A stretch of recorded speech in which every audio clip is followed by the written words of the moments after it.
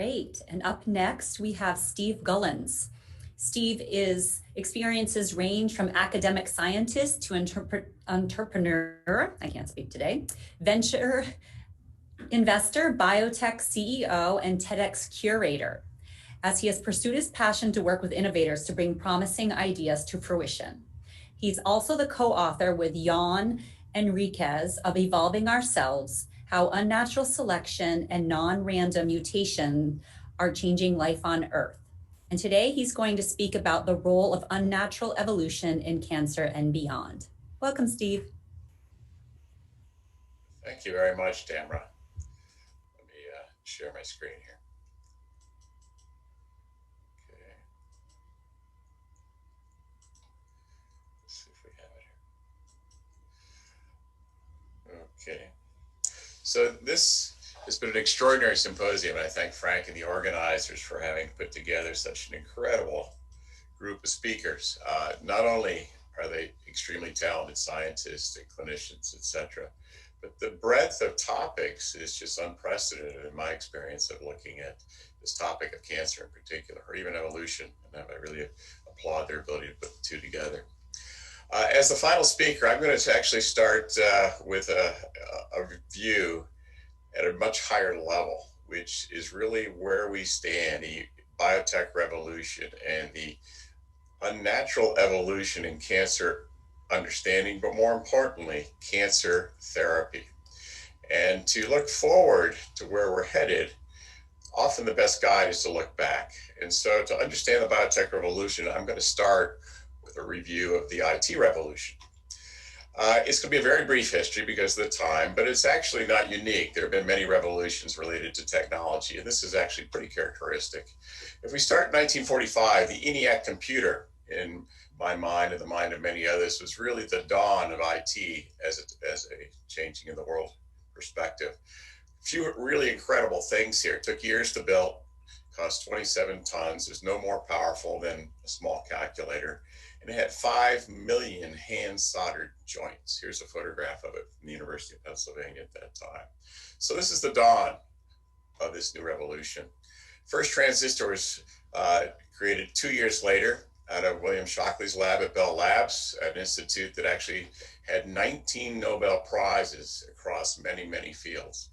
Here's an actual photograph of the first transistor. And then 9 years later, he actually moved to Silicon Valley to create Shockley Semiconductor. And the reason he moved was because his mother was ill and she needed someone to watch after her.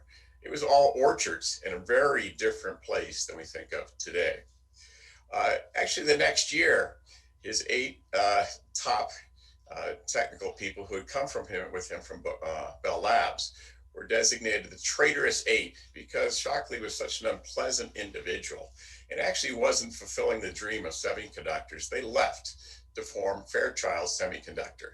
And here you see them here. Some names you may recognize: Gordon Moore, Eugene Kleiner, Robert Noyce. This is the early, early days. And so we're now 12 years into the IT revolution.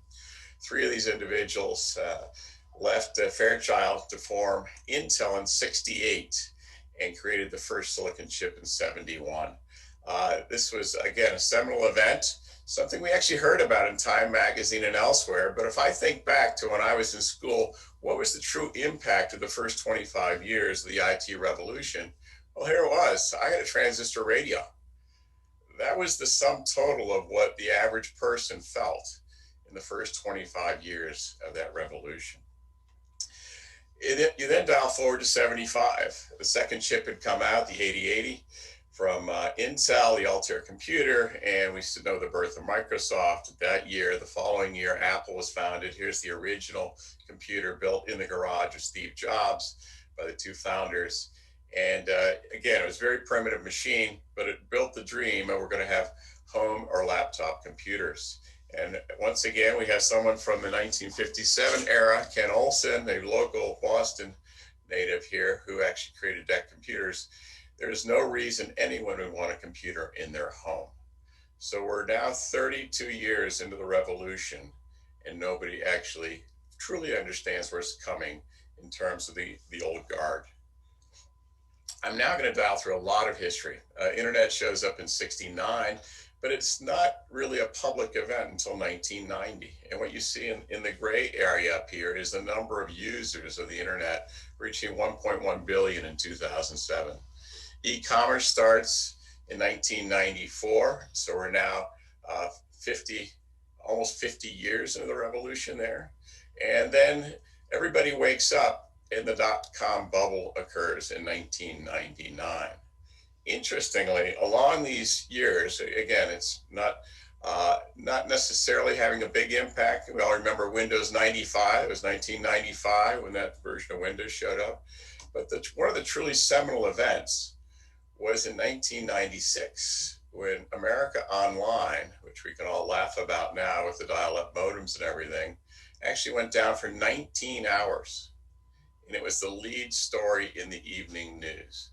So there was a few million people at most who even knew about the internet, but it had actually touched the lives of everyday people. So we're now almost 50 years into this revolution. People are aware of it, but it's truly starting to impact our lives. We go through the dot-com era, and everybody thinks that there was a huge increase in the economic value of all of the IT stocks, and there was. But frankly, it was a small blip. Apple only went up about 3x. It was trivial. What I'm showing here is the 10 largest companies that existed at that time in terms of market cap. And what you see is two new ones, Microsoft and Cisco from the IT revolution. You see four in green that really represent the infrastructure of building out the infratech. This is the telecoms. But then you have some old stalwarts who frankly are no longer there in the top 10. So here we are, 54 years into the IT revolution, and it is having an impact on our everyday lives at that point. But in terms of a global pervasive event, it's not there. Nonetheless, the countries that adopted IT, the companies that adopted IT, even individuals whose careers, schools and states that got into this were transformed over the course of these certainly 54 years, but more in the 90s and more recently. If we dial ahead to today, so the dot-coms was when everything arrived, but you dial again to today, and you now find that 7 of the top 10 companies are in this IT bucket. By the way, number 11 is Tesla, which may or may not belong at the top of the list, but is certainly revolutionizing the way we think about transportation. Taiwan Semiconductor is obviously part of the infrastructure, and Visa, you could argue, is actually an IT company because they handle so much commerce data. So it's taken, in this case, these are, as you can see, there's 4 companies, and this is the end of last quarter, at $1 trillion value. This revolution, in terms of having a global economic impact, a global impact on every aspect of our lives, has taken 75 years. Let's turn, and we've generated the concept of a unicorn, companies that are outside where we think we are. Where are we in the biotech revolution? Began in 1973 with Boyer and Cohen transferring DNA from one cell to another. Here, the 3 of them shared the Nobel Prize. Shortly thereafter, we had the birth of an industry, and you can see on the far right the products that they actually generated. Some in Boston, some on the West Coast, and other companies. But if we look at our actual success in a therapeutics perspective from 1930 to 2014, how many drugs have actually been approved?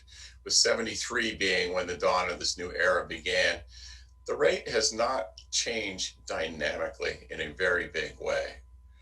But in fact, if you look at the success rate, and it's just drugs that were approved through 2015, we're pretty bad. In fact, you could say we're not any better than the AOL dial-up modems of the time. And in fact, oncology is the worst success rate going from phase 1 all the way to approval. And there's hundreds of reasons for that. And we can talk about that separately. But interestingly, this has been 42 years in the making through 2015. And we have a lot of promise, but in reality, and certainly in the case of oncology, not a lot of realization.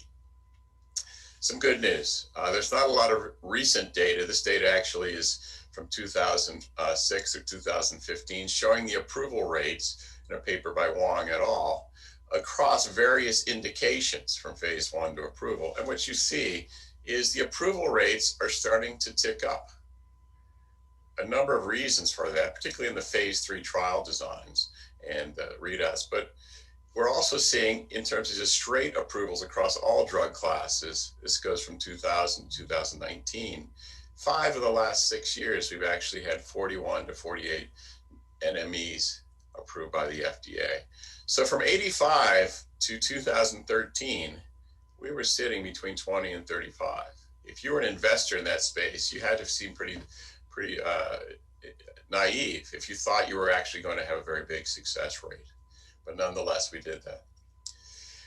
What are the reasons we're starting to see this uptick in successes? One is very clear, and several speakers have spoken to this. And one is the use of biomarkers, the ability to stratify patients, the ability to actually see early responses and respond to it and to get drug dosing and everything else right is having a very profound effect on everything we're seeing.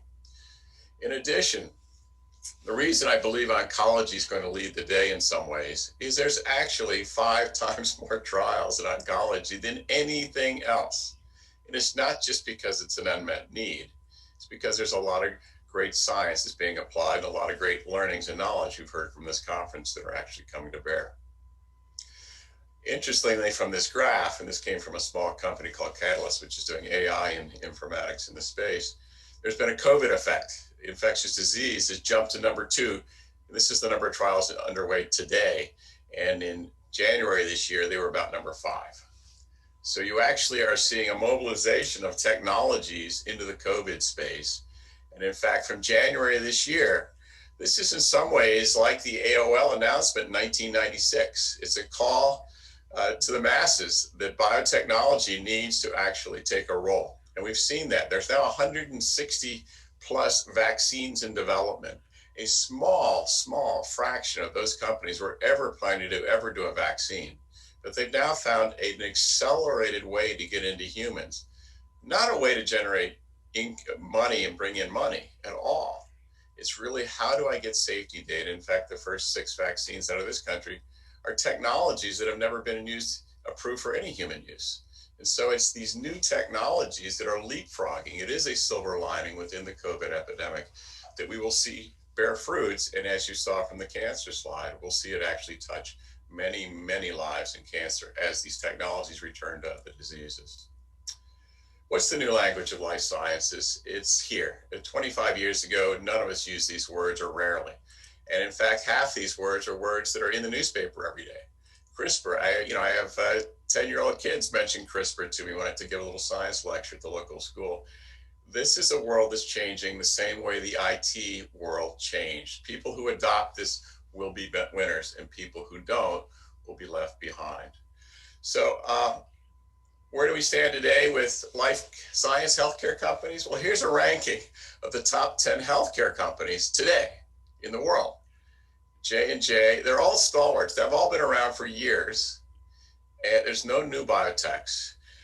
And Thermo Fisher and Danaher are actually, like the infrastructure of the IT era, they're actually supplying the supplies that are driving this. And so where will we be in the years ahead? Well, what I would predict is, just like you saw in the IT revolution, we will have a bubble as we start to see the efficiency of treating cancer rise. We saw some great talks today, including the talk by Patrick about IL-15, describing actual cures. We're going to see many, many changes across all sectors of life, not just in healthcare, agriculture, insurance, you name it, it'll be everywhere. And so we'll actually see that. But the post-bubble, because those are never a reality, I'm talking about a bubble that impacts the whole economy, not one just in the biotech sector. 30 years from now, we will have companies, and this is my prediction, that do not yet exist the same way Apple or Google and others didn't exist at the time of the AOL event. So this has been 47 years. This is the same point in time when AOL was being used by us, by a few of us, to actually enter the internet. This revolution, like the Industrial Revolution or the Transportation Revolution of the 19th century is about a 75-year journey. So 30 years from now, where will we be? Well, I'm often asked by other people, how do I make money in this? And when I talk to my friends in Silicon Valley, they always say the same thing. The best investment of my life was buying a house 30 years ago. So if you live in Gene-Town, Boston, any of these other places, real estate is where efficiency is very high and success rates will be good. And all of that has to be done in a locale where there's laboratories, et cetera, or at least most of it. So I recommend that you think about that. But it is a changing world. And I'll end with one comment about the future, which is the great baseball player Yogi Berra pointed out, the future ain't what it used to be. And thank goodness, because cancer is on the run in its early stages. And also, thank goodness, the future is in some ways predictable based on technology revolutions that have come before. And we can actually envision that there will be things that are not even conceived today, mentally, that will exist 30 years from today, just like apps on your phone were not conceived when the first cell phone occurred. And with that, I thank you. Thank you very much, Steve. A very stimulating and a very different kind of talk. Listen, not only the future ain't what it used to be, the present ain't what it used to be. I am just finishing a book called Making of the Bomb by Richard Rhodes. And when Ernest Rutherford, back in 1907, tried to commercialize one of his findings, he was told by his boss that you cannot serve God and Mammon at the same time. Well, modern day has allowed us to do both. And thanks to you, I just wanted to make one comment on your talk. Yes, there are a number of dramatic increase in the number of clinical trials and a dramatic increase in the number of drugs being approved. But that is because we have, not because they're being dramatically more successful, but just because we have changed the rules for approving these drugs. The FDA has lowered its bar dramatically to not only not even improvement in survival, just seeing a response in the drug for a fraction of patients for a few weeks means you can get the drug approved. So I agree with you, but the data I'm showing is drugs that actually came to IND 10 years ago. Yeah. Data I'm seeing in private companies and laboratories, like you saw with the IL-15 data, is showing zero toxicity and complete cures of human tumors that have never been cured in animals before. And then re-injection of tumors not coming back. And I've seen that across many technologies. We don't have to understand everything about biology or cancer to actually have some good therapies. And it's great that we're just seeing the beginning of that now. Absolutely. As someone said, I don't have to understand the digestive system to enjoy my lunch. So I want to ask you just one question before we go. And this is, can you speak more about the biomarkers being used for FDA approvals? That's the question for you. And IT and biotech, not directly comparable. IT evolves quickly. Fast product cycle could be 1 or 2 years or less. Biotech drugs takes more than 15 years to reach the clinic. So 50 years in IT, maybe 500 years in biotech. Could be. I don't think so for a number of reasons. There's actually some catalysts that didn't exist in those days, like venture capital firms. I think there's also a global community today, which was less true in the early days of IT. You are finding spectacular innovations and a willingness to do trials in other countries besides the US, which happen to be very good at science and have a lot of sick people who want to be cured as well. So a big challenge for the US is to actually maintain its lead, given this is a global community of innovators. So, I've been to China where there's thousands and thousands of people who are being trained every day to do everything we can. That's true everywhere. So I would say the timeline is not far off where I am, but that's a reasonable guess. And with regard to success rates, the biomarkers have revolutionized everything because it's gotten us away from truly saying the cancer is driven by the originating organ or the pathology report you get up front. That greatly improves the efficiency. just because we know there's not a single cancer drug that's going to cure all cancers, you got to figure out who it is in the group that's going to be cured. We heard some talks about that today. The challenge with biomarkers is they are not a lucrative way to make money.